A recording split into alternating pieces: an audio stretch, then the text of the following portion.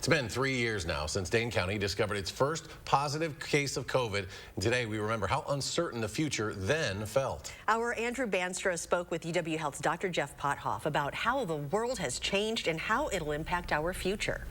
Quarantine, masks, PPE, social distancing, those terms, they didn't mean that much to us in January 2020. But a few months later, they'd be about all we knew. The last 3 years have tested our community in ways that we didn't know were possible.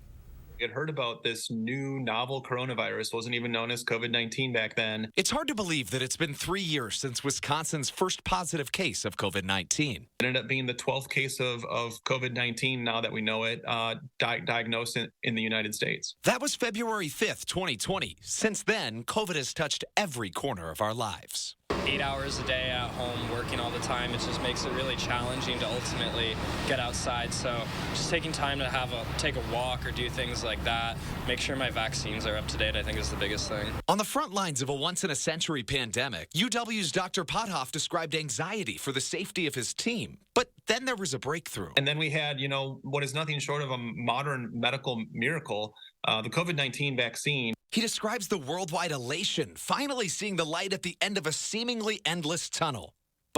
And I think for a while we were really excited. We thought, this is it. But then we learned that a lot of people weren't going to get the vaccine, and that allowed the creation of variants, which we live with today. He says we're in a good place now, but warned of changes when the federal COVID emergency is lifted in May. I could get a COVID test. I could get treated for COVID if I came down with it and was really sick. I could get a vaccine and I didn't have to have money to get vaccinated to protect me or my family. That goes away when we go back to the normal U.S. healthcare system. Dr. Pothoff, too, emphasized that we can't forget the 15 million lives we lost that he says are linked to COVID. But he added that because of COVID, the world will be better prepared for the next pandemic.